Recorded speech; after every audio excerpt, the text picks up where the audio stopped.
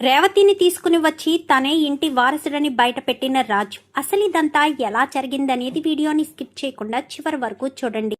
Brahmamudi upcoming episodes లో ఏం జరగబోతుందో ముందుగా తెలుసుకోవాలి అనుకుంటే వీడియోని లైక్ చేసి ఛానల్ని సబ్స్క్రైబ్ చేసుకుని పక్కనే ఉన్న బెల్ సింబల్లో ఆల్ పై క్లిక్ చేయండి.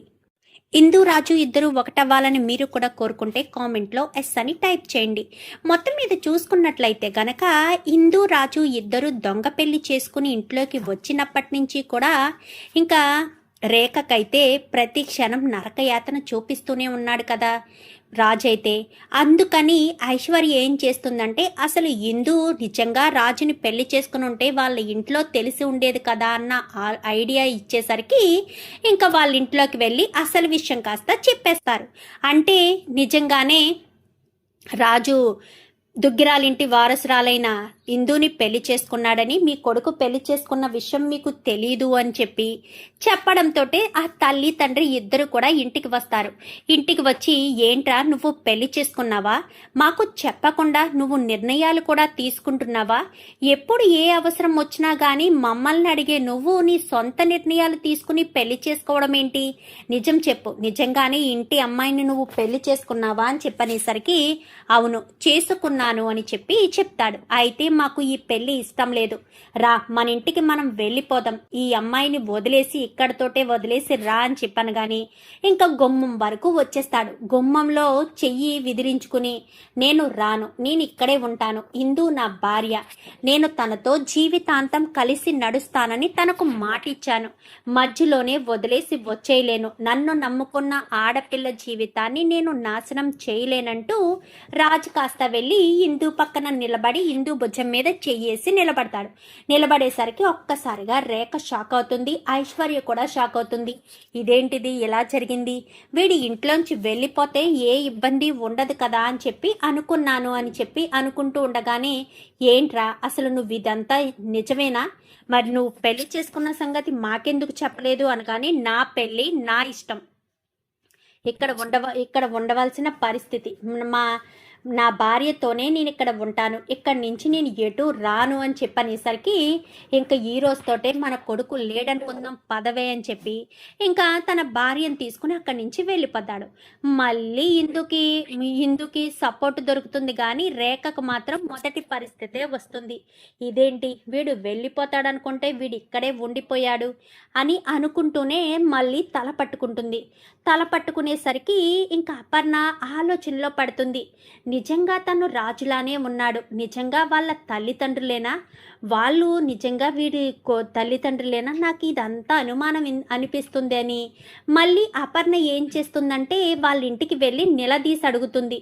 చెప్పండి, మీరు మా దగ్గర ఏదో నిజం దాస్తున్నారు, చెప్పండి, తను చూస్తే అచ్చం నా కొడుకులాగే ఉన్నాడు, నా మనవడు కూడా నా కూతురు కొడుకు కూడా సేమ్ రాజు ఎలా చేసేవాడో అలానే చేసేవాడు, కానీ అప్పుడు మాకు ప్రమాదం జరిగినప్పుడు వాడు అక్కడ ఉన్న మృతదేహాల్లో వాడు లేడు, వాడు మీకు దొరికాడా, నిజం చెప్పండి, నిజం చెప్పడం వల్ల మా కుటుంబం మంచి స్థాయిలో ఉంటుంది అనేసరికి మమ్మల్ని ఏమీ అడగండమ్మా, ఇప్పటికే మా కొడుకు మాకు దూరం అయిపోయాడు, వదిలేసేయండి అని చెప్పనేసరికి ఇంకా అపర్ణ కాస్త వచ్చేసేసరికి ఇంకా వీడు బాధపడుతూ ఉండడంతో నా వల్లే కదా నీకు ఇంత బాధ, మీ అమ్మ నాన్న కూడా నిన్ను వదిలేసి వెళ్ళిపోయారు, నిన్ను ఒక మోసగాడిలా చూశాడు కదా అని చెప్పి ఇందు అయితే రాజ్ దగ్గరికి వచ్చి మాట్లాడుతుండగా అదేమీ లేదు, నేను మనీ మైండెడ్ పర్సన్, నేను ఒకరికి మాట ఇచ్చానంటే ఖచ్చితంగా మాట నిలబెట్టుకుంటాను,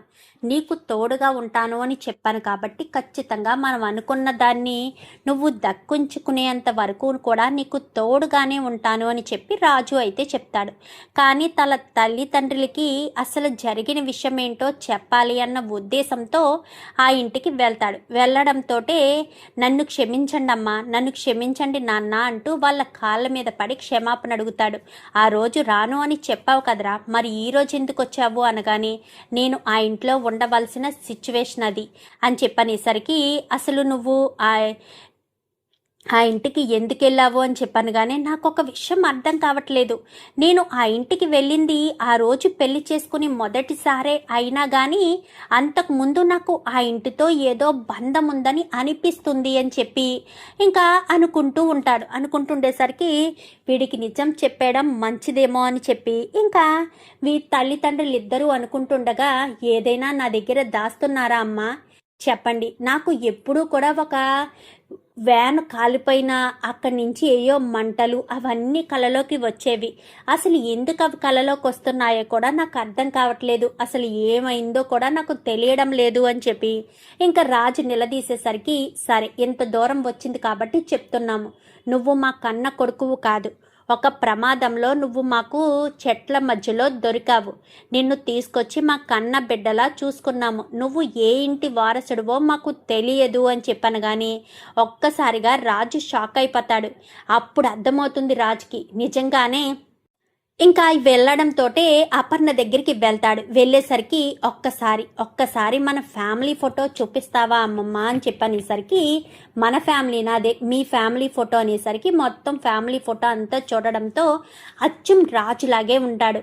ఇంకా అందరినీ అలా తాకేసరికి కరెక్ట్గా రేవతి దగ్గరికి రావడంతో, రేవతి ఈవిడ అని చెప్పాను. కానీ ఈవిడెవరు నీకు తెలుసా అని చెప్పనేసరికి, ఈవిడ ఎక్కడుందేంటి, నేను ఆ రోజు ఆవిడ్ని హాస్పిటల్లో జాయిన్ చేశాను కదా, నేను గుడికి వెళ్ళినప్పుడు అని ఆలోచించుకుంటూ ఉంటాడు. ఏంటి ఏమైంది మనవడా అని చెప్పాను. కానీ ఏమీ లేదు అని చెప్పనేసరికి ఇంకా మళ్ళీ మరుసటి రోజు అపర్ణ గుడికి వెళ్ళినప్పుడు రాజు వాళ్ళ అమ్మ కూడా గుడి దగ్గరికి వస్తుంది. గుడి దగ్గరికి వచ్చేసరికి, అమ్మ క్షమించండి అమ్మా అని చెప్పాను. కానీ మీరు నన్ను క్షమించమని అడుగుతున్నారేంటి? ఆ రోజు మీకు అబద్ధం చెప్పామమ్మా.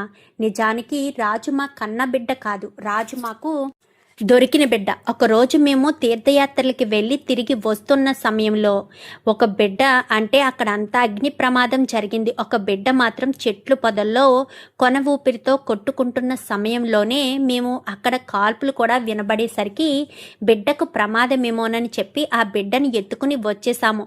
ఇప్పుడు ఆ బిడ్డ విషయం బయటకు వస్తే మళ్ళీ ప్రమాదం తలపెడతారని ఇప్పటి వరకు వాడికి కూడా చెప్పలేదు అనేసరికి, మొన్ననే వాడికి విషయం తెలిసింది అనగానే ఒక్కసారిగా షాక్ అవుతాయి. అయితే వాడు నా మనవడే అని చెప్పి ఇంకా గబగబా ఇంటికి వస్తుంది. ఇంటికి రావడంతో రాజు అని పిలిచేసరికి, ఏంటి నానమ్మా ఏమైంది అనగానే, రాజు ఎక్కడున్నాడమ్మా అని చెప్పాను. కానీ ఏదో అర్జెంట్ పనుండి బయటికి వెళ్ళాడు అనేసరికి, అవునా సరే అని వెంటనే రాజుకి ఫోన్ చేస్తుంది. ఫోన్ చేసి గదిలోకి వెళ్ళి అపర్ణ అటు ఇటు హడావిడిగా తిరుగుతూ ఉండేసరికి, ఏం జరిగింది అపర్ణ, ఎందుకు అంత కంగారుగా ఉన్నావు అనగానే, రాజు ఎవరో కాదండి, మన మనవడు రేవతి కొడుకండి అని చెప్పనేసరికి, ఏం మాట్లాడుతున్నావు అపర్ణ, రేవతి కొడుకు రాజేంటి, కాదు అని చెప్పారు కదా అనగాని, ఈ రోజే ఆవిడ నాకు ఈ గుళ్ళో కనిపించిందండి, కనిపించి మొత్తం నిజమంతా చెప్పింది.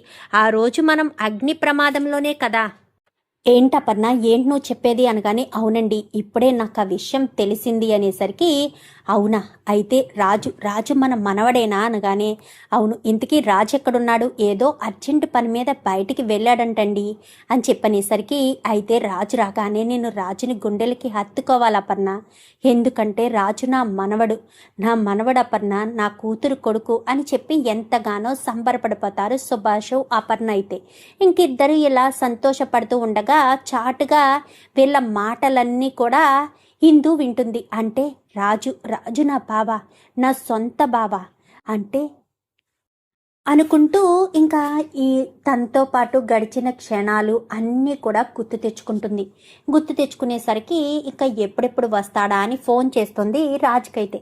ఫోన్ చేసేసరికి, చెప్పిందు అని చెప్పాను. కానీ ఎక్కడున్నావు రాజు అనగానే, నేను అర్జెంటు పని మీద బయటకు వచ్చాను, రావడానికి టైం పడుతుంది అనగానే, సరే అయితేనని చెప్పి, నీకోసం నేను ఎదురు చూస్తూ ఉంటాను, నీకొక ముఖ్యమైన విషయం చెప్పాలని ఇందు అయితే అనుకుంటుంది. ఎందుకంటే రాజుని ఎప్పటి నుంచో ఇష్టపడుతుంది ఇందు.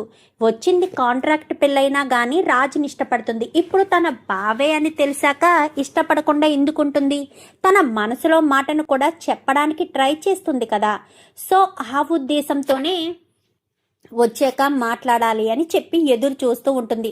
రాజుకి ఇష్టమైన కలర్ సారీ కట్టుకుని తన కోసం ఎదురు చూస్తూ ఉంటుంది. ఈలోపు రాజు హాస్పిటల్ దగ్గరికి వెళ్తాడు.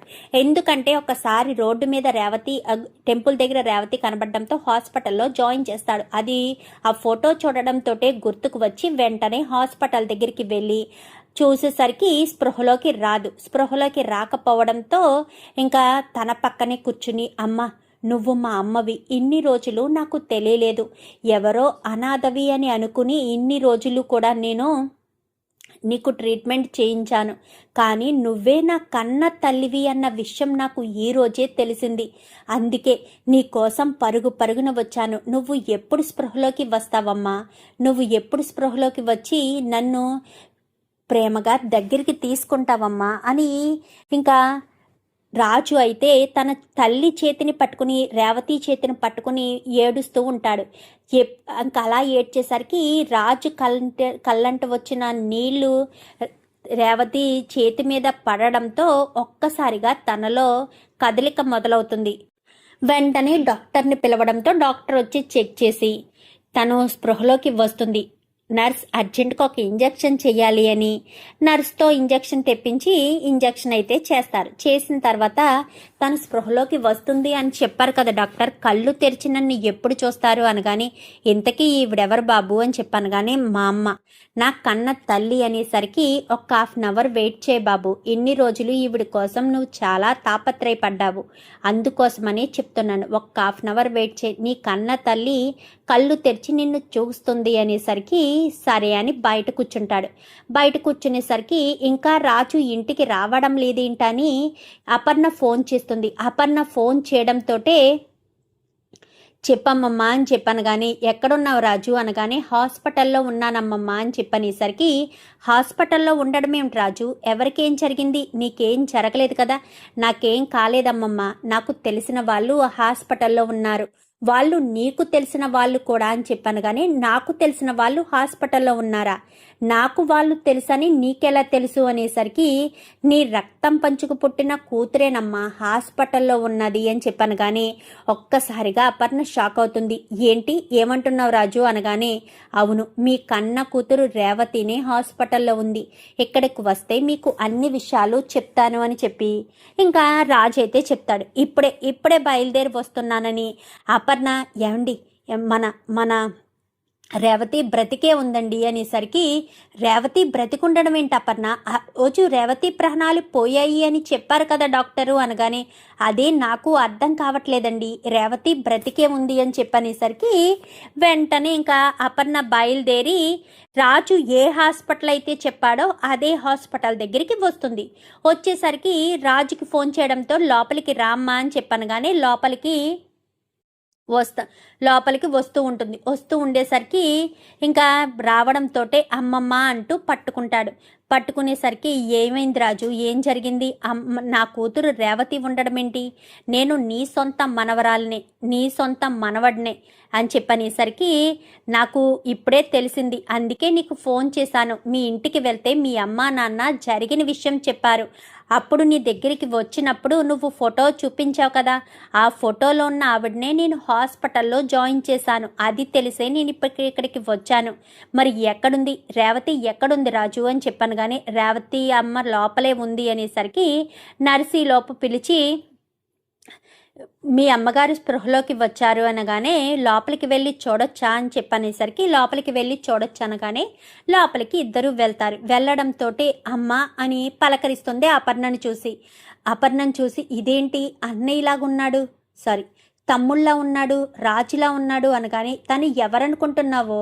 రేవతి, తను నీ సొంత కొడుకు రాజు, చిన్నప్పటి నుంచి స్వరాజ్లానే కదా ఉండేవాడు, వాడి అలవాట్లు, వాడి చేసే ప్రతి పని కూడా మనకి రాజులాగే కదా అనిపించేది, ఇప్పుడు అదే పోలికలతో వాడు కూడా ఉన్నాడు అనేసరికి, అప్పుడు కనిపించట్లేదు అని అనుకున్నారు కదమ్మా అని చెప్పాను. కానీ రాజు ఎలా బ్రతుకున్నాడో నువ్వు కూడా అలాగే బ్రతుకున్నావు రేవతి, నేను మీ నాన్న నీ మేనకోడళ్ళు ఇద్దరు అలా చెవల్లా మేము బ్రతుకున్నాము. రాజు ఎప్పుడైతే మా కుటుంబంలోకి వచ్చాడో అప్పుడే మేము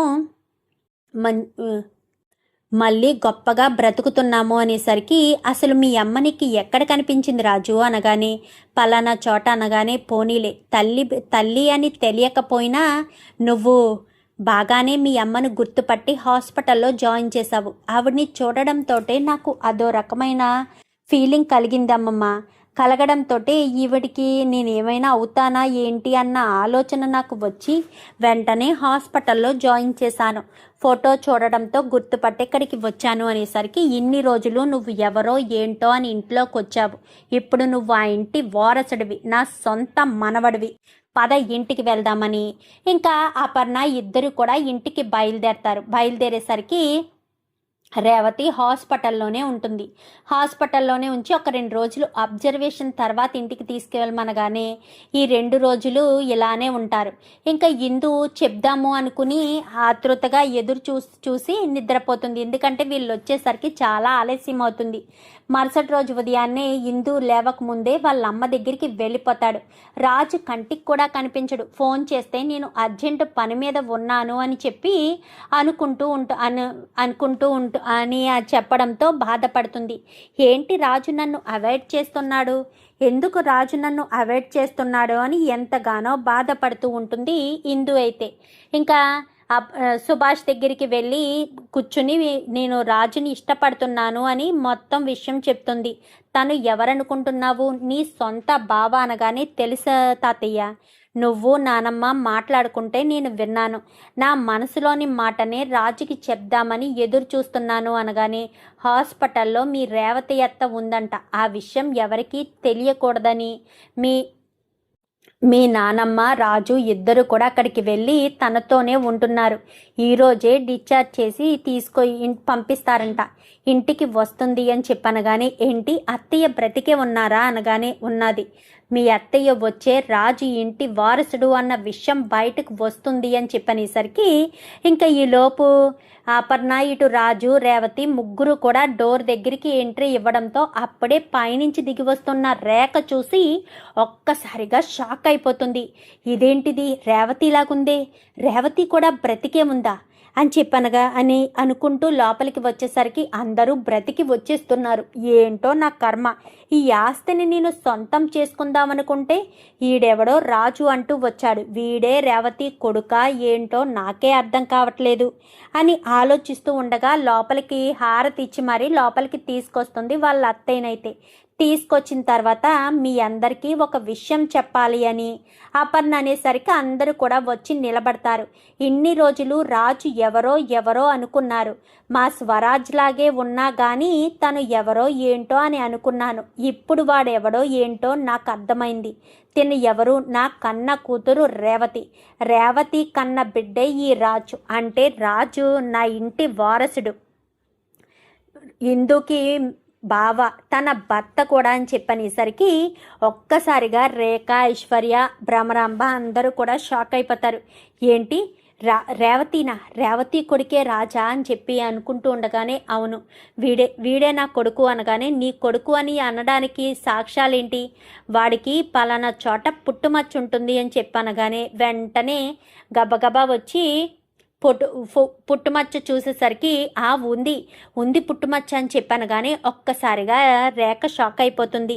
ఇంకా నాకు ఆస్తి సొంతం కానట్టే. ఇన్ని రోజులు కూడా హిందూని పెళ్లి చేసుకుని ఇంట్లో అడుగు పెట్టాడు అనుకుంటే హిందూని పెళ్లి చేసుకుని ఇంట్లో అడుగు పెట్టడం కాదు, ఇంటి వారసుడే మళ్ళీ ఇంట్లో అడుగు పెట్టినట్టున్నాడు అని చెప్పి రేఖ, ఐశ్వర్య అందరూ కూడా షాక్ అవుతారు. ఇంకెందుకు, మీరు ఇక్కడ ఎన్ని రోజులున్నా మీకు ఎలాంటి అవకాశం ఉండదు.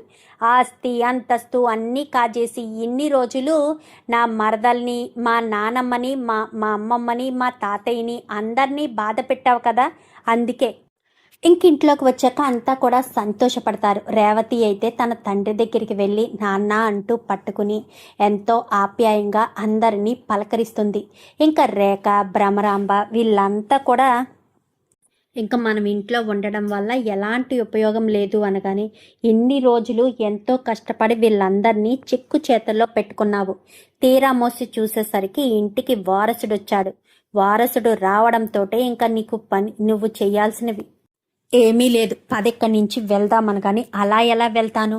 నేను ఆస్తి సొంతం చేసుకోవాలి, మా అమ్మ చేసుకోలేకపోయింది. నేనైనా సరే ఆస్తిని సొంతం చేసుకుందామనుకుంటే అది కూడా లేకుండా పోయింది అని చెప్పి ఇంకా ఎంతగానో బాధపడుతూ ఉంటుంది. ఇంకా రేఖ అయితే ఎంత బాధపడితే మాత్రం ఏం లాభం? ఇంకా వీళ్ళంతా కూడా ఒక మూల కూర్చొని బాధపడుతూ ఉంటారు. ఇంకా ఇందు అయితే రాజు కోసం తన గదిలో ఎదురు చూస్తూ ఉంటుంది. రాజు అయితే కింద వాళ్ళ అమ్మమ్మ దగ్గర, వాళ్ళ అమ్మ దగ్గర, వాళ్ళ తాతయ్య దగ్గర చాలాసేపు మాట్లాడి బాబు నువ్వు వెళ్ళు, ఇందు నీ కోసం ఎదురు చూస్తూ ఉంటుంది కదా అని చెప్పాను. కానీ సరేనమ్మా నేను వెళ్తాను అని రాజు కాస్త గదిలోకి ఇలా ఎంటర్ ఇవ్వడంతో ఇంకా గదంతా కూడా చీకటిగా ఉంటుంది. ఇదేంటి ఇందు లైట్ కూడా వేసుకోకుండా నిద్రపోయిందా ఏంటి అనుకుంటూ వెళ్ళి లైట్ వేసేసరికి గది నిండా కూడా లవ్ సింబల్ బెలూన్స్ పెట్టి సర్ప్రైజ్ ఇవ్వడంతో చూసి షాక్ అయిపోతాడు. షాక్ అయిపోయి ఆ బెలూన్స్ మధ్యలో తనకిష్టమైన కలర్ సారీ కట్టుకుని నిలబడి ఉంటుంది ఇందు. అయితే నిలబడి ఉండేసరికి ఇందుని చూస్తూ అలా మైమర్చిపోతాడు. మైమర్చిపోవడంతో రాజు దగ్గరికి వచ్చి ఇందు అయితే తన మనసులో ఈ రాజు మీద ఎంత ప్రేమను పెంచుకుందో, మొదటిసారి తనంటే గొడవ పడిన తర్వాత రాజు కోసం తను ఎంతలా తన్ను తాను మార్చుకుందో, తనంటే ఎంత ఇష్టపడుతుందో, పైగా ఇప్పుడు తన బావే అని తెలియడంతో చేసుకున్నది దొంగ పెళ్ళైనా మనిద్దరం నిజం భార్యాభర్తలుగా మారిపోదామని తన మనసులోని ప్రేమను కాస్త ఇందు మొత్తం రాజుకు చెప్పేస్తుంది. చెప్పేసేసరికి రాజు అయితే ఆశ్చర్యపోతాడు. నిజంగా చెప్తున్నావా ఇందు? నిజంగానే నన్ను ఇష్టపడుతున్నావా అనగానే, నేను అబద్ధం ఎందుకు చెప్తాను బావా, నేను నిజంగానే ఇష్టపడుతున్నాను, నాకు నువ్వంటే చాలా ఇష్టం, ఇప్పుడు నా మనసులోని మాటను నేను చెప్తున్నాను అంటూ హిందూ చెప్పడంతో ఒక్కసారిగా రాజ్ హిందూని హక్ చేసుకుంటాడు. ఇంకా రోజు రాత్రి అయితే ఎన్ని రోజులు దొంగ పెళ్లి చేసుకుని దొంగ భార్యాభర్తలుగా ఉన్న వాళ్ళిద్దరూ ఇంకా వెంటనే ఒక మంగళసూత్రాన్ని అయితే ఇచ్చి, ఇప్పుడే ఈ క్షణమే నా మెడలో తాళి కట్టు బావా, అందరి దృష్టిలో మన ఇద్దరం నిజంగానే పెళ్లి చేసుకున్నాము, ఇప్పుడైతే మనిద్దరం అందరి ముందు కాకపోయినా ఇప్పుడు మన ఇద్దరి మధ్యలో అయినా నిజం పెళ్లి చేసుకుందాము అని చెప్పి మంగళసూత్రాలు కట్టమనగానే ఇంకా అప్పుడు మంగళసూత్రాలు కడతాడు. ఇంకా రోజు రాత్రి అయితే ఇందు ఇటు రాజు ఇద్దరు కూడా ఒకటవుతారు. ఇంకా మరుసటి రోజు ఉదయాన్నే చాలా సంతోషంగా ఇందులో తెలియని కొత్తదనం కనిపించేసరికి ఏంటి ఇందు అని చెప్పాను. కానీ నేను నీతో మాట్లాడాలమ్మమ్మ అని గుడికి తీసుకువెళ్తుంది. గుడికి తీసుకెళ్ళి జరిగిన విషయం అంతా కూడా చెప్పేస్తుంది. చెప్పేసేసరికి ఏమంటున్నా విందు అనగానే, కానీ మేము నిజంగానే ఇప్పుడు భార్యాభర్తలం అయ్యామా నానమ్మ అని చెప్పనేసరికి, అంటే మన కుటుంబాన్ని కాపాడడం కోసం రాజుని ఇంటికి తీసుకొచ్చి మంచి పని చేశావు, నువ్వే కనుక రాజుని ఇంటికి తీసుకురాకపోయి ఉంటే తను నా మనవడు అన్న విషయము బయటపడేది కాదు, నా కూతురు ఎక్కడుంది అన్న విషయము బయటపడేది కాదు, ఏదైనా నువ్వు చేసింది మంచిదే అని చెప్పి ఇంకా అపర్ణ కాస్త ఇందుకి చెప్తుంది. చాలా థ్యాంక్స్ నానమ్మ, నన్ను అర్థం చేసుకున్నావు అనగానే, నువ్వు తప్పు చేయవు, నువ్వు కావ్యరాజుల కూతురువి, వాళ్ళ రక్తమే నీలో కూడా ప్రవహిస్తూ ఉంది, నువ్వు తప్పెందుకు చేస్తావు, తప్పు నిర్ణయం ఎందుకు తీసుకుంటావు, నీకు వరసైన వాడినే మీ బావనే నువ్వు పెళ్లి చేసుకున్నావు, ఇందులో తప్పేమీ లేదు, కానీ ఆ విషయం నీకు తెలియదు అంతే అని చెప్పి మాట్లాడేసరికి చాలా సంతోషపడుతుంది. ఇంకా రాజు కూడా ఆఫీస్కి వెళ్తూ ఆఫీస్ బాధ్యతలు చూసుకుంటూ అటు మామయ్య పేరుని, అంటే వాళ్ళ మేనమామే కదా రాజు అంటే, తన మామయ్య పేరుని ఇంకా అంతా కూడా గుర్తుపెట్టుకుని రాజు కాస్త స్వరాజ్గా మారిపోతాడు. ఇంకా ప్రతిరోజు ఆఫీస్కి వెళ్తూ ఉంటాడు. ఇంకా ఇందు చాలా సంతోషపడుతూ ఎప్పటిలాగే వాళ్ళ ఆస్తులు వాళ్ళ చేతుల్లోకి వచ్చేస్తాయి. రేఖ వాళ్ళు అదే ఇంట్లో పని మనుషులుగా ఉంచాలి అన్న ఉద్దేశంతో, అంటే ఎన్ని రోజులు వీళ్ళని కష్టపెట్టారు కదా, ఇక మీదట వీళ్ళని కష్టపెట్టకుండా వీళ్ళ చేత పని చేయించాలి అన్న ఉద్దేశంతో ఆల్రెడీ రాజు చెప్పాడు కదా ఇక మీదట అని. అయినా సరే ఇప్పుడు ఈడే వారసుడు అన్న విషయం తెలిసిన తర్వాత ఇంకేం చేస్తారు? నోరు మూసుకుని ఉండడం తప్ప చేసేదేమీ లేక కుక్కిని పెనిలా పడుంటారు అందరూ కూడా. లేదంటే ఇంటి నుంచి బయటపడితే వాళ్ళ పరిస్థితి ఏంటి? రోడ్డును పడడం తప్ప వేరే ఆప్షన్ లేదు కదా. సో అందరూ కూడా సైలెంట్ అయిపోయి వాళ్ళు ఏం చేయకుండా ఎక్కడికక్కడ కంట్రోల్ చేస్తూ ఉంటాడు రాజు అయితే. కంట్రోల్ చేసేసరికి ఇంకా ఎవరు ఏమీ చేయలేకపోతారు. ఇందు అయితే అప్పుడప్పుడు ఆఫీస్కి వెళ్ళి డిజైన్స్ వేయడం అవి ఇవి అన్నీ కూడా. ఇంతకు ముందు రాజు కావ్యలు ఎలా అయితే ఆఫీస్కి వెళ్ళేవారో, ఆఫీస్ బాధ్యతలు చూసుకునేవారో, ఇప్పుడు వీళ్ళు కూడా అలాగే ఆఫీస్ బాధ్యతలు చూసుకుని ఇద్దరు కూడా ఆఫీస్కి వెళ్ళడం రావడం చేస్తూ ఉంటారు. ఇంకా రేవతి రావడంతో స్వరాజే ఆ ఇంటి వారసుడన్న విషయం బయటపడి ఇంకా అందరికీ కూడా చాలా సంతోషం అనిపిస్తుంది. చూద్దాం మరి రాబోయే ఎపిసోడ్స్లో ఇలాగే జరగాలని మీరు కూడా కోరుకుంటే కామెంట్లో ఎస్ అని టైప్ చేయండి. Thank you for watching.